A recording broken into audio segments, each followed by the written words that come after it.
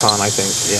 Welcome to Civil Discourse Now. I'm Mark Small. And I'm Paul Ogden. This is a beautiful August afternoon, August 12th, 2012. And our first outdoor show, Mark. That's true. We are out of doors. Exactly. Our undisclosed location. Undisclosed. A secure undisclosed location. Secure undisclosed location. Okay, fine, sure. Our guests today are frequent guest, Jeff Cox. Been on before. Jeff? Hello. Jeff's an attorney here in Indianapolis. Jeff, what's your contact info? You can find my website at jrcoxlawllc.com, and I blog at No Boxes Allowed, which is on Blogspot. And I got that book coming out next year on the Java C campaign. Java C campaign was about we were fighting over coffee, right? It was a lot of coffee. The Japanese started World War II in the Pacific because they wanted all that coffee. Gotcha. Mm-hmm. Also with us is City-County Councilor at Large, Zach Adamson. Zach, welcome to the show for the first time. Thanks. And Zach, you're a hairstylist, right? Right. And where's your business located? I own Just Hair on Ohio Street, 133 East Ohio Street. It's downtown on between Pennsylvania and Delaware Street. Do you have a website? Not for the salon, but I do for the council. And what's your council website? The council webpage is adamsonforindy.com. Gotcha.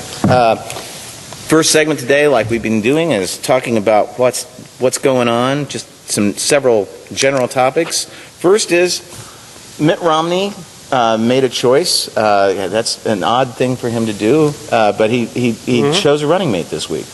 I chose Paul Ryan, a representative from Wisconsin. First Congressional District of Wisconsin. Okay. And that is the Congressional District, as I looked at the map, immediately bordering Illinois on the east side. So that's got like Fox Lake, and it's got Fox River. It's got a bunch of places where there's a lot of Chicago influence, meaning people are moving there, relatively affluent. Always struck me when I was up there as being a rather laid-back, progressive area. I was surprised to see... Progressive is code for liberal for you, Mark. Actually, one of the Democratic senators from Wisconsin, that was his congressional district. And so I was rather surprised to see that he'd been elected from there. Well, I've heard it's a moderate district, that he's winning in a district that could be competitive. So and under Wisconsin law, he can run for vice president and for re-election for his congressional seat. And it's also my understanding that he has more money than in his congressional campaign fund than anybody running for House of Representatives. Well, that's not surprising considering the issues that he champions. He really is an advocate for the wealthy. So, and him as a choice by Romney, what do you see the implications? it's a little hard to tell, Mark, whether you're looking at me or looking at Zach, but because your sunglasses. But he has been one of the leaders in terms of pushing for a more austere budget.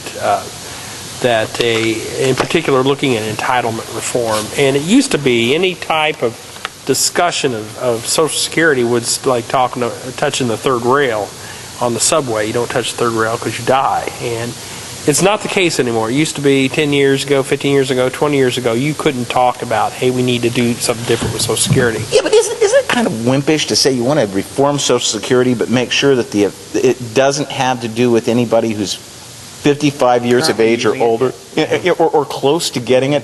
We're not going to bother you? Well, no, the problem, the reason you do that is because these people made their plans for the future based on Social Security being available. Now, you can't just pull that rug out from under them just as they're about to collect it. Yep. For people younger than that, then that's probably fine. partially true, but it's also because people that are so far removed from it are not going to be that much of an advocate against what they're trying to do. Well, and it's also because, like, Florida, which kind of has a lot of electoral votes, has a lot of people who would be affected by that. Right. He could have selected somebody else, because he's multiple Mitt. He could have chosen just a bunch of different people. What do you think? Is this a sign of desperation on his part? Absolutely a sign of desperation. It's a sign that he is having trouble rallying his own base. This is somebody that doesn't appeal to moderates. It doesn't appeal to any of the groups that he's really trying to bring in. Women don't favor him. This is somebody that he needed to bring in because he needed to shore up his own base. Hey, I want to point out, I looked at some of the polling because I heard that argument about Romney not appealing to women. And No, I'm talking about Paul Ryan. Oh, okay. Okay. In terms of Romney's appeal to women, I looked at the numbers in the polls, and they're pretty much the same. There's not much difference between men and women whether they favor Romney. They just all dislike him. Well, he is behind in most of the national polls. But not mostly within the margin of error. Well, true. And the latest national poll, So- the latest national polls that have come out with Obama significantly ahead have had like a massive oversampling of Democrats. Like one had plus 19 for Democrats. But if we're gonna go into polling though, just as a sideline, the Rasmussen poll that came out on the U.S. Senate race. Oh, we talked about that last. Yeah, so never mind. Okay. Okay. No, I think you give it more I think credence than I would. when I took political science, I was taking an IU Kokomo course when I was in high school, and the professor said he'd run for judge one time and won, and he said he knew that he had won when he had lost this one precinct by 40 to 60%, because he was expecting it to be 30 to 70%, and he could spot it that way. And if I'm looking at a largely Republican poll that polls a lot more Republicans, and it's pretty close like that, then I'm saying Murdoch is in trouble. I hope He likes so. to pronounce it that way. Murdoch, Mordor, you know. From Harry Potter. No, it's Lord of the Rings. Oh, come on. Jeez. I haven't Oh, seen you're- either of them. I'm you're sorry. Out of touch. That's why you're a Take a Reds fan. Saturday afternoon and watch it. No, Lord of the Rings, a Saturday afternoon, a Saturday night, order a pizza, go into the next That'd be morning. about a Well, week next of topic. watching. Yeah. Next topic, ethics opinion on Mitch Daniels. That's kind of an odd way of stating it. And he is, of course, going to be the new president of Purdue University. And he wants to lobby the legislature, assuming for more money. And he got an ethics opinion from the Inspector General, David Thomas, who he appointed, and someone else in the administration. Do you remember who, Jeff? I can't remember. It was someone else that got an opinion. And After he was named president, because they have we have a revolving door law with state government, which we need, by the way, in local government we don't have. I think we do have it. They just don't enforce it. I don't think we have a don't think we revolving have one. local door. yeah, but see, Daniels got into the job of president of Purdue as a result of the vote of the board of Appointed 8 of the trustees. 10 trustees. Whom he appointed, and now he's going to be at Purdue. And I was talking to some Purdue employees the last couple of days, and I happened to mention I used to be an employee at Purdue. It's like it's almost employment at will at Purdue now, and whereas before it was like you're getting really lousy wages with no bennies, but at least you had some kind of protection in the job. And now it's lousy pay with no bennies and no protection in the job. And that was one of my issues with I guess it's a right to work university now. Daniels, is that he actually did away with merit employment in state government. Yeah. And now it's at will. And there's supposed to be some protections in the law, but they don't enforce those No, they protections. They don't, and Jeff knows, and I Yeah. know. Yeah, I think Daniels is We all there. know. Daniels is there for like 2 years, gets out and brings some money into the school and eliminates a lot of live classrooms and puts computerized courses I don't know in, about that. and then talks about what a great job he did, and then goes on. Well, the thing is, you have to see a revolution in higher education because this current model is not working. I think we need Tuition- somebody in there to cut costs. or hold down costs. Tuition is way too high Yes. at these schools. Student debt load, which is not dischargeable in bankruptcy right now, is crippling the economy. These people cannot buy houses because they have too much debt. And so cutting classes, making it more of an online presence, is actually a way to try to cut costs and revolutionize college But they won't education. cut tuition. Wait, you're saying cutting classes, which is what I majored in college, would be revolutionary in education? That's Well, it depends if you got grievance classes. Yeah, you cut those. and my solution on student loan debt is let's just forgive the $1 trillion in student loans. We gave $7 trillion to big banks. Let's And give make education free. Yeah, that's right. That's our infrastructure. Your socialist solution to everything. Utopian. Okay, we go to the Olympics. I think that's about all I can do. Did any of us actually go to the Olympics? I didn't. I didn't. Yeah. I have not watched it as much as I have in the past. Well, I felt like I was there. I watched so much of it. You watch so much of it. Just So the what's going soccer on, channel. Zach? Just the soccer channel, that's all I watched. But I did see the Soccer? U.S. Yeah, that's sort of. Yeah, the sport that the rest All of right, the world let's watches. just be kind to our guests and not put down soccer.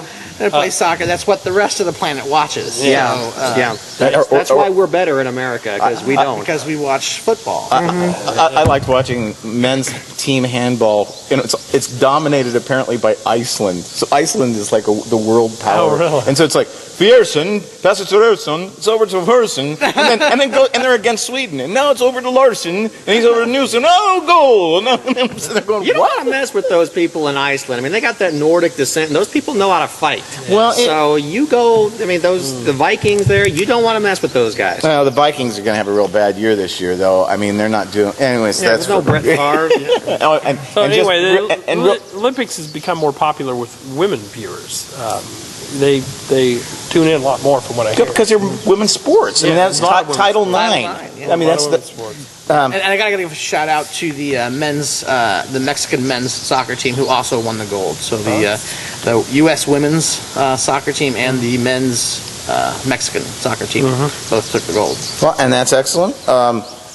Then we've got and by the way, the Cincinnati Reds suck. I have that on my notebook. Pittsburgh Pirates. We weren't going to get to that. Pittsburgh No, we weren't gonna Pirates get to are that. America's team. The other thing is that there've been a lot of shootings in the last couple of weeks. There was a shooting in Colorado at the opening of the Batman movie. There was a shooting at a Sikh temple that was in Wisconsin. That was in Wisconsin, wasn't it? I think it was in Wisconsin. Okay. And we're talking about assault rifles being used. I mean, assault rifles really don't do any good for hunting. I mean, I don't see why it is people. I mean, I think. You ever see the show When Animals Attack, Mark? Sometimes they turn on the hunters. He's coming right at us! Bam! Well, I think we should arm those deer, and then people have second thoughts about going out into the. We got too many deer as it is. I love deer. I hate hunting. I hate hunting with a passion, but we got deer starving right I now. about hit one the There's other just too many day of them. off Kessler Boulevard. You saw one hit? I about hit one. Oh, you about hit? About hit What one. were you shooting with? I was Oh, okay. about him with my car. But I mean, the thing about the guy on the Sikh shooting, he was lead singer for, and I didn't know that there existed this. There's like this violence rock or Nazi rock and roll. It's and the center of it is in Southern California, and he was the lead singer on one of the big bands for it, or two of the big bands, and he's like a session musician. It'd be like if Rick Derringer, who was a musician and a studio musician, or Todd Rundgren went out and did something like this. Or you should use, who's the Republican guy that's a hunter? The guy who used to sing for Damn Yankees? No. Ted Nugent. Yeah, he used to be in Damn Yankees. Oh, I didn't know that. Yeah, he's a musician. Anyways, He's a big hunter. Well, how is singing violent rock any different than doing the gangster rap that advocates killing police? well, and but I'm saying what I'm saying on this is there should have was there any kind of an indication where this guy was coming up on their radar where, you know, if somebody's singing a song about I want to go out and kill 100 people with an automatic weapon, I mean, where does society start maybe watching a person like that? Is there a constitutional protection? And we don't know. Maybe he was on a list somewhere. Well, he's on the Southern Poverty Law Center's list. Him as well, that's an not individual? saying anything. Yes. I think everyone's a racist Nazi at the Southern Poverty Law Center. I don't think everybody. This yeah. guy was. But the thing is, with mental health, it's hard to have lists because there's so much confidentiality associated with those. This guy might not have been insane. Yeah. I mean, he might have legitimately been competent mentally, even though he's a Nazi. I think that people who are mentally unstable probably gravitate to that more than other folks would. But there are thousands of people that listen to these songs, whether it's gangster rap or violent Nazi, rabble, whatever it is, that don't go out and shoot, 1 million people. So We're at the end of the segment. I'm sorry, but we'll be right back.